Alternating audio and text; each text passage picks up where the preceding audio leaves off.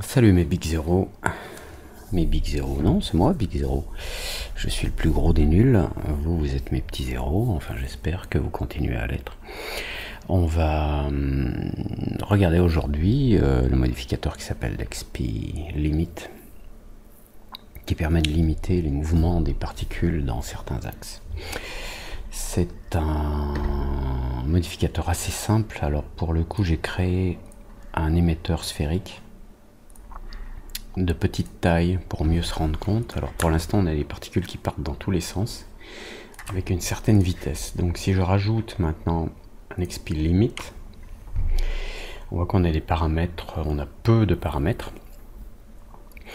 On revient dans un instant sur Use Emitter Space. On va regarder par exemple Axis Limit. On va limiter par exemple le mouvement sur les axes X, Y, Z.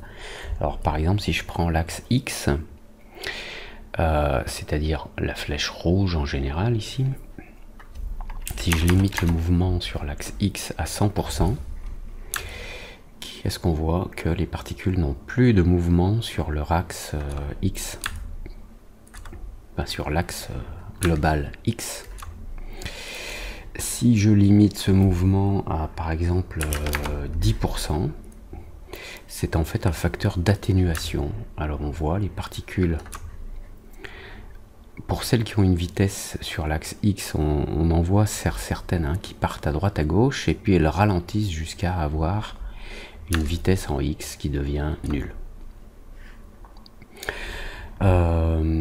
Là les pourcentages s'appliquent sur les axes négatifs ou positifs. On va pouvoir limiter par exemple aussi à 10% en Y. Voilà, c'est-à-dire de haut en bas. On voit ici qu'on a les particules qui partent en Y et puis hop, leur vitesse en Y diminue. Voilà. Donc idem sur Z. Si vous mettez à 100%, elles perdent tout de suite leur vitesse. Alors, ces paramètres fonctionnent avec les axes X, Y, Z globaux de la scène.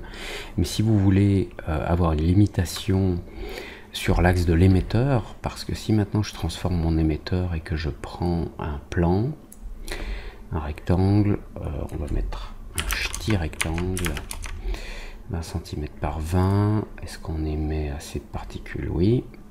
Voilà. Maintenant, mes particules sont émises dans un axe sur le plan. Et vous voyez que là, j'ai pas de particules qui partent, puisqu'elles sont émises avec une vitesse sur un plan. J'en ai pas qui partent sur l'axe X global. Donc si dans la il faudrait que je les diffuse un petit peu, ces particules.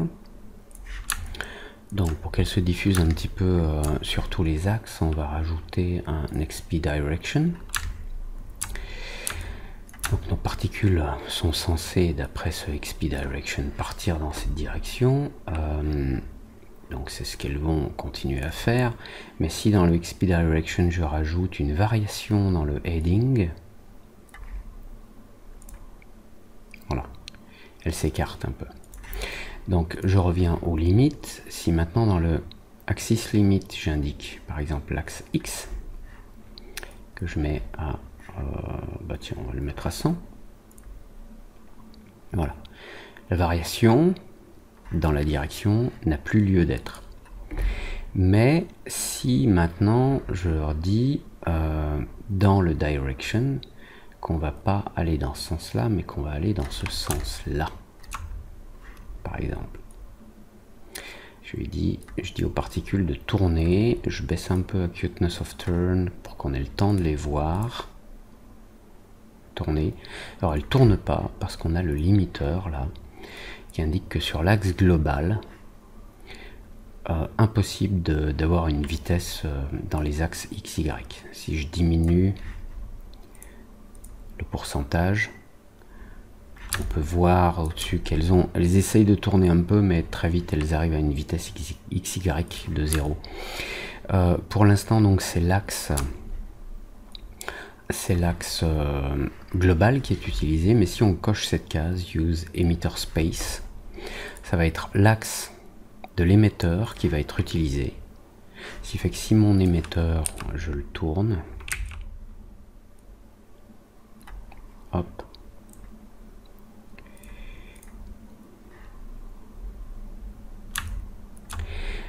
la limitation sur l'axe des X se fait sur l'axe de l'émetteur. Voilà, elle reste contrainte, les particules, dans l'axe X de mon émetteur qui est dans ce sens-là.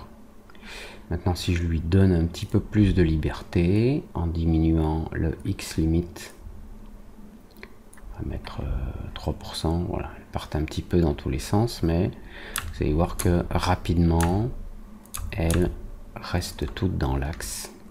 Oups, pardon. Elle reste toute dans l'axe X de mon émetteur. Voilà, alors on a un dernier paramètre. Alors non, les paramètres là au-dessus, là, on peut être carrément plus violent et faire un blocage complet, par exemple sur plus X. Les particules ne peuvent plus, je vais enlever le direction, elles ne peuvent plus avoir, on va prendre une sphère, ce sera plus facile à voir, spherical. Les particules ne peuvent plus avoir ici de mouvement en X positif sur, ici c'est l'axe de mon émetteur,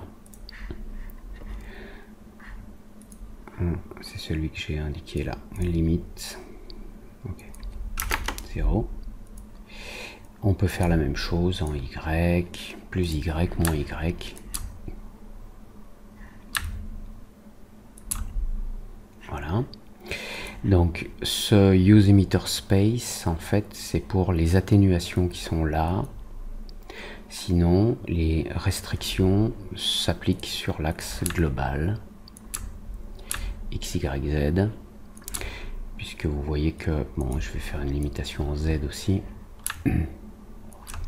Mon émetteur est pivoté, mais ça s'applique bien sur l'X, Y, Z global.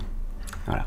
Et puis dernière chose, on a le no banking. Alors, d'après la doc, je comprends bien à quoi ça sert. C'est que par exemple, quand vous faites tourner une particule, imaginez qu'elle tourne comme un oiseau ou comme un avion, vous savez, pour prendre le virage, l'oiseau ou l'avion se penche pour prendre un virage à droite, l'oiseau se penche à droite. C'est ce qu'on appelle le banking. C'est une orientation sur son axe propre, l'axe sur lequel il avance. D'après la doc, ce no banking empêche les particules de s'incliner à droite, à gauche quand elles prennent un virage. Seulement, je suis un peu embarrassé parce que je ne sais pas, je ne trouve pas quel modificateur applique un banking lors d'un mouvement. Je ne connais pas, mais peut-être que c'est moi qui suis limité pour le coup. Je ne connais pas de modificateur X particules qui applique une inclinaison quand les particules tournent. Bon, voilà, donc j'ai fait plusieurs tests, mais sincèrement je vois pas. En plus, le banking, généralement, on aime bien l'utiliser quand on a des objets, des particules qui suivent une spline, une ligne, une courbe, et qui permettent par exemple de faire un virage, comme un avion qui tourne. Donc j'ai essayé de créer une spline, j'ai essayé de créer des modifications de direction avec XP Direction, j'ai essayé le flock, aucun de ces modificateurs ne crée de banking, n'incline les particules quand elles tournent. Donc voilà, je suis un peu embarrassé pour vous montrer ça, je vous fais mes excuses. Normalement XP Limit c'est plutôt quelque chose d'assez simple, et là on est quand même arrivé presque à 10 minutes. Allez, je vous fais mes amitiés, bonjour chez vous, et puis à tout de suite pour XP Network, et là on va commencer à rigoler.